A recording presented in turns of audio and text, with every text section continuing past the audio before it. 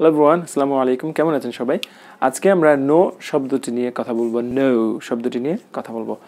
এই পরিচিত ভার্বটি ব্যবহার করতে গিয়ে আমরা অনেক ভুল করি, অর্থাৎ ভুল জায়গায় ব্যবহার করে ফেলি।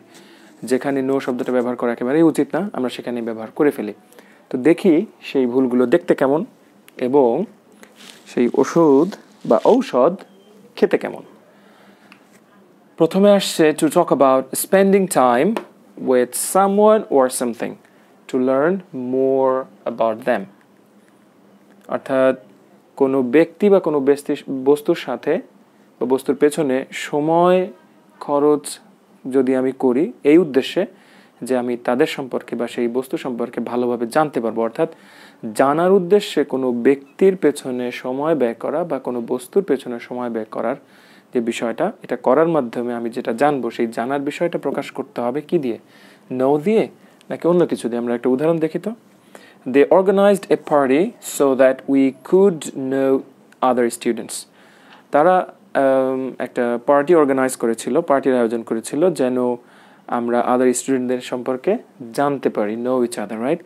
এই বাক্যটা দেখতে সঠিক মনে হলেও বাক্যটা কিন্তু ভুল, কারণ রুল বলছে যদি প্রথম আমরা কিছু জানার জন্য কোনো আমরা জানি না এমন কোনো ব্যক্তি সম্পর্কে বস্তু সম্পর্কে জানার জন্য যদি সময় ব্যয় করি তাহলে ওই জানাটা তখন শুধু নো দিলে হয় না, দিতে হয় গেট টু নো। তাহলে শুধু নো দিলে আমাদের ইনকারেক্ট হবে, আমাদের লিখতে হবে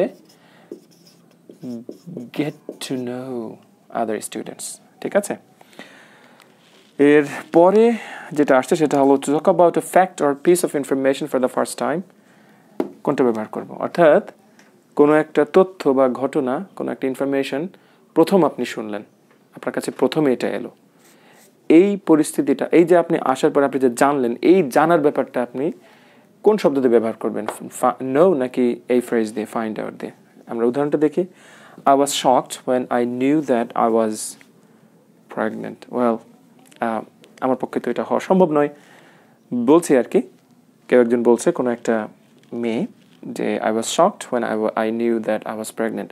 অর্থাৎ প্রথম যখন সে এটা জানলো সেটা খুব শকড হলো। এই জানার বিষয়টা আমরা প্রকাশ করি কি দিয়ে? নিউ দিয়ে, তাই না? বা নো দিয়ে। এটাও কিন্তু ভুল সম্পূর্ণ রকম। আমরা এই ধরনের ক্ষেত্রে জানার ব্যবহার, এই ধরনের বিষয় জানার ক্ষেত্রে আমরা নো দিব না, দেব ফাইন্ড আউট। তাহলে এক্ষেত্রে হবে ফাউন্ড আউট, যেহেতু এটা পাস্ট টেন্সে লেখা হয়েছে। Once again, I was shocked when I found out that I was pregnant.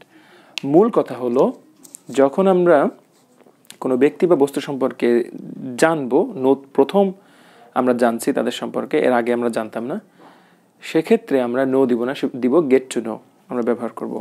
আর যদি কোনো ইনফরমেশন বা কোনো ফ্যাক্ট আমাদের কাছে প্রথম এসে থাকে সেটা বোঝানোর ক্ষেত্রে আমরা দিব ফাইন্ড আউট।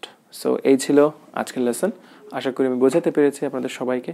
লেসনটি যদি ভালো লেগে থাকে তাহলে আমাদের চ্যানেল সাবস্ক্রাইব করতে ভুলবেন না, লাইক দিন, কমেন্টস করুন, শেয়ার করুন সবার মাঝে।